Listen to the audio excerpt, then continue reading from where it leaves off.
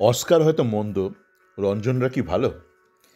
তো ইস্টবেঙ্গল সংক্রান্ত আজকে দুটো ঘটনা চোখে পড়ল। তারপর মনে হলো এইটা নিয়ে একটু আলোচনা করতে হবে। পূর্বে হয়তো সেই অর্থে এই বিষয়টা নিয়ে আলাদাভাবে আলোচনা করা হয়নি। তো সকালেই দেখলাম একটা খবর আমাকে শেয়ার করেছে এক ইস্টবেঙ্গল ফ্যান। আজকাল.ইনে বেরিয়েছে যে ক্লেটন সিলভা অভিযোগ করেছে যে ওর সাথে খুবই খারাপ ব্যবহার করেছিল অস্কার। এটা আমরা জানি খুবই খারাপ ব্যবহার করেছিল, কিন্তু ঘটনা হচ্ছে যে ক্লেটনকে যে রেখে দিয়েছিল সেই মূল সিদ্ধান্তটাই ভুল ছিল। এটা আমি যখন ইস্টবেঙ্গল সুপার কাপ জিতেছিল তখনই বলেছিলাম, যখন সবাই উন্মাদ হয়ে নাচানাচি করছিল। এবং তার কিছুদিন বাদে যখন আমি ভারতে গিয়েছিলাম ওই এপ্রিল মাসে, ওই বার পুজোর সময় যখন সবাই ক্লেটন দ্য রাজা ক্লেটন করে নাচানাচি করছে ম্যাক্সিমাম ইস্টবেঙ্গল ফ্যান, তখনই বলেছিলাম সিদ্ধান্তটা ভুল ছিল। তো ভুলকে আপনাকে শোধরাতে গেলে আপনাকে একটু ভদ্রভাবেই শোধরাতে হবে। এরকম নয় যে বস্তির মতন ঝগড়া করলেন, খুব খারাপ ব্যবহার করে কাউকে বিদায় জানালেন। বিদায় তো মানুষকে জানাতেই হয়, হায়ারিং অ্যান্ড ফায়ারিং খুব নর্মাল, কিন্তু ফায়ারিংয়েরও একটা পদ্ধতি আছে। অশিক্ষিত বস্তি লোফার ব্যক্তির মতন আচরণ করাটা কাম্য নয়। তো যাকে সেই ঘটনাটা আমরা জানি, ক্লেটন আবার উল্লেখ করেছে, যেহেতু এখন এই বিষয়টা চলছে, নন্দিশের বিষয়টা চলছে, ব্যাপারটা উল্লেখ করেছে। আচ্ছা, আরও একটা ঘটনা গতকাল দেখলাম, মানে সাংবাদিকরা, আমি বলেছি বারংবার যে আমাদের ম্যাক্সিমাম বাঙালি সাংবাদিক যারা কাজ করছে স্পোর্টসে, তাদের ফুটবল সংক্রান্ত কোনো জ্ঞানই নেই। ওই চলে যায়, জীবনে আর কিছু হয়নি। এখন সরকারি চাকরি খুব একটা নেই বাজারে, কেন্দ্রীয় চাকরি বলুন বা রাজ্য সরকার, যে কোনো কারণে পৃথিবীটা বদলে গেছে এখন অনেকটাই।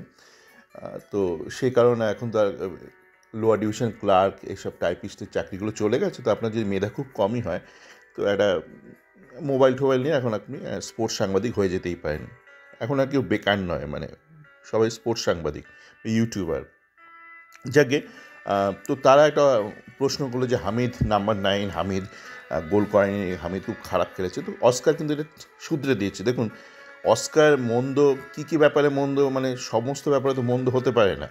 তো অস্কার এটা ঠিক কথাই বলেছে যে হামিদ কিন্তু মানে নাম্বার 9 ঠিক নয়, ও একটু নাম্বার 10 বা উইংয়ে খেলে, লোড নেয়। আপনি যে টিপিক্যাল ওই ওপরে একদম ক্লিনিক্যাল ফিনিশার, ওই মোহনবাগান সুপার জায়ান্টের যে ছেলেটা আছে অস্ট্রেলিয়ান ম্যাকলারেন, ওরকম ব্যাপার নয় হামিদ, ওরকম নয়। আপনি যদি ওরকম প্রত্যাশা করেন, সেটা আপনারই একটা অশিক্ষার লক্ষণ, আপনার অজ্ঞানতার লক্ষণ। এবার আসা যাক ওই অস্কার মন্দ বলে কি রঞ্জনরা ভালো? কেন বললাম, আজ সকালে দেখলাম হঠাৎ রঞ্জন উন্মাদ হয়ে গেছে। বলছি জেসিনটিকে হামিদের সাথে খেলার যোগ্য, হিরোশিকে কেন নামানো হলো? জেসিনটিকের মতন অসাধারণ প্রতিভা। দেখুন, আমি আগেও বলেছি, হয়তো সেই অর্থে বলিনি, যে রঞ্জনরা যে জীবনে দাঁড়াতে পারেনি সেই অর্থে, এবং দাঁড়ানোর সম্ভাবনা খুবই কম। তার মূল কারণ কিন্তু রঞ্জনরা নিজেরাই, মানে ও ধৈর্য ধরতে পারে না। হয়তো জানে যে জেসিন মন্দ প্লেয়ার, টেকনিক্যালি মন্দ প্লেয়ার, কিন্তু এখন ওরা একটা ভেবেছে, যদি আমি ওই নিতুদার হয়ে কিছু কথাবার্তা বলি বা পুরনো সিন্ডিকেটের হয়ে যদি কোনোভাবে অস্কার বিপাকে যদি জেসিনটিকে একটু জায়গা করে দিতে পারি, তাহলে হয়তো নিতুদা একটু মানে পায়ে একটু স্থান দেবে আমাকে। এরকম যখন আপনার একটা সেন্স অফ এথিক্স থাকবে, আপনি কোনোদিনই জীবনে দাঁড়াতে পারবেন। আপনি যতই গুণী মানুষ হন, নলেজেবল মানুষ হন, আপনি যদি এথিক্যালি একটুখানি কম্প্রোমাইজড হন বা উইক হন বা দুর্বল হন, আপনি কিন্তু জীবনে দাঁড়াতে পারবেন। দেখুন, আপনারা অনেকে অভিযোগ করেছেন যে ইস্টবেঙ্গল সুযোগ দেয়নি বাঙালি কোচদের। ঠিকই তো। তো বাংলা তো অনেককেই সুযোগ দেয় না, বা ভারত অনেককেই সুযোগ দেয় না, কিন্তু কেউ তো বাংলা বা ভারত বা ইস্টবেঙ্গল তো কারোর পায়ে দড়ি বেঁধে রেখে দেয়নি। তো বাংলায় বা গোটা দেশে এত ক্লাব আছে, রঞ্জনরা কেন প্রতিষ্ঠিত হতে পারেনি সেসব ক্লাবে গিয়ে? কেন রঞ্জন এখনও আই লিগে প্রতিষ্ঠিত কোচ নয়? খালিদ জামিল তো বম্বের ছেলে, বম্বেতে তো ওই মুম্বাই এফসি ছিল, বন্ধ হয়ে গেছে। খালিদ জামিল খুবই লিমিটেড, ওর অনেক রেস্ট্রিকশন আছে, কিন্তু ও তো নিজেকে সীমাবদ্ধ রাখেনি, এদিক ওদিক ঘুরে বেরিয়েছে। তো রঞ্জনকে বা বিশ্বজিৎকে কে মানা করেছিল? ঠিক আছে, ইস্টবেঙ্গল সুযোগ দেয়নি, ইস্টবেঙ্গল তাও অনেক কোচিংয়ের সুযোগ পেয়েছে বিশ্বজিৎ, সত্যি কথা বলতে ইস্টবেঙ্গল মন মানে সুযোগ পেয়েছে, তারপরে ধেরিয়েছে। তারপর নিজে ঠিক আছে, একটা ভালো একটা মোটামুটি নিজে একটা সেটেল করে নিয়েছে। রঞ্জনকে কে মানা করেছিল? গোটা ভারতে তো এত আই লিগ ক্লাব আছে, গিয়ে করতে পারতো কোচিং, বাংলাদেশ যেতে পারতো, নেপাল যেতে পারতো। এই যে অস্কার, দেখুন খুবই সীমিত, মানে ওর টেকনিক্যালি খুব সীমিত, ওর মেধার দিক দিয়ে ইন্টেলেকচুয়ালি খুবই লিমিটেড। ও তো করে খাচ্ছে, মানে স্পেনে চাকরি পায়নি ঠিক আছে, ভুটানে গেছে, ভুটানে যায়নি, বাংলাদেশে গেছে, এখানে সেখানে গেছে। এই অমল দত্তের সঙ্গে অনেকবার ঝামেলা হয়েছে ইস্টবেঙ্গল মোহনবাগানে। অমল দত্ত কখনো গোয়া চলে গেছে, কখনো ত্রিপুরায় চলে গেছে, বিভিন্ন জায়গায় গেছে, কেউ আটকে রাখতে পারেনি। আপনাদের অনেকেরই প্রফেশনাল লাইফে এরকম হয়, আমারও হয়েছে। আমার ব্যক্তিগত লাইফে বিভিন্ন কোম্পানিতে কাজ করেছি, একাধিক শহরে কাজ করেছি। যখন যেখানে মনে হচ্ছে ঠিক আছে এখানে বনিবনা হচ্ছে না, ঠিক আছে আমি অন্য জায়গায় চলে যাবো, কেউ তো আটকে রাখিনি, ওখানেই পড়ে থাকবো।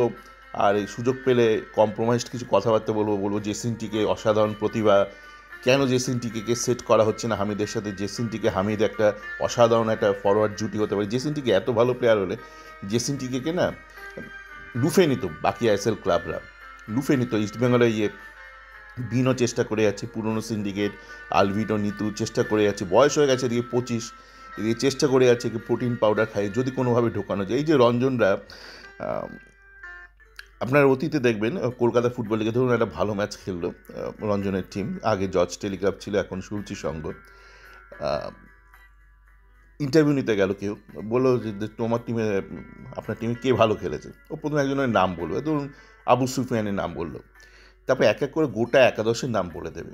একই জিনিস ঘটে আপনার বিশ্বজিৎ, ও কাস্টমস হয়তো ভালো খেলো কলকাতা লিগে, আপনি বললেন কে ভালো খেলেছে, প্রথমে বলে রবি হাসদা দিয়ে শুরু করবে, তারপর নরহরি শ্রেষ্ঠা চলে যাবে, তারপর এক এক করে দেবেন গোটা একাদশের নাম বলে দেবে। তার মানে কী করছে, যে যোগ্য ব্যক্তি, যে প্লেয়ারটা তো ভালো খেললো, তার সাথে যে খারাপ খেলেছে বা মন্দ খেলেছে বা মাঝারি খেলেছে, সবার নাম উল্লেখ করে দিয়ে ও পুরো ব্যাপারটাকে ডাইলিউট করে দিল। মানে আপনি যে শুনছেন, শুনে যে ঠিক আছে তাহলে আমি রবি হাসদাকে নিয়ে একটু আলাদা খোঁজখবর করি, সেই মোটিভেশনটা পাবেন। আপনি দেখুন কি গোটা একাদশ তোমার মানে আইএসএল খেলার যোগ্য। তো এই ধরনের কোচরা, এই জন্য এরা খুব একটা কিছু করে উঠতে পারেনি, এবং আর সম্ভাবনা খুবই কম। ওই যে আপনি যদি নৈতিক দিক দিয়ে একটুখানি দুর্বল হন বা একটু কম্প্রোমাইজড হন, তাহলে কিন্তু আপনি দাঁড়াতে পারবেন না, মানুষ হিসেবে বা আপনার পেশায় দাঁড়াতে পারবেন না। এবং আপনারা অনেকে প্রথমে ভাবতেন আমি তো শুধু বিনোর নিন্দে করছি, বাংলা মানে অতিরিক্ত বাংলা প্রেমী আর হয়তো কেরালা বিদেশি, তা নয়। আপনারা যারা আমাকে ব্যক্তিগতভাবে জানেন, আমি জানি আমি ভারতের বিভিন্ন রাজ্যে কাজ করেছি এবং বাঙালি থেকে অবাঙালির সাথে বেশি কাজ করেছি। মানে এই মুহূর্তে আমি যদি দেখি, ধরুন আপনাকে খুন করতে আসছে একটা অহমিয়া ব্যক্তি, আমি কি বলবো না অহমিয়া খুন করতে আসছে না, মানে ওইটা বলে কি প্রাদেশিক হয়ে যাবে? মানে ঘটনাচক্রে এই মুহূর্তে আপনাকে অহমিয়া পেছন থেকে কাঠি করছে, আমি বললাম অহমিয়া আপনাকে কাঠি করছে, তার মানে এই নয় যে প্রত্যেক অহমিয়া আপনার পেছনে কাঠি করবে, ঠিক আছে? যদি কালকে দেখি একটা বাঙালি আপনার পেছনে একটা ছুরি নিয়ে আসে, বলে একজন বাঙালি আপনাকে ছুরি মারতে আসছে পেছন থেকে। তো এই হলো ব্যাপার।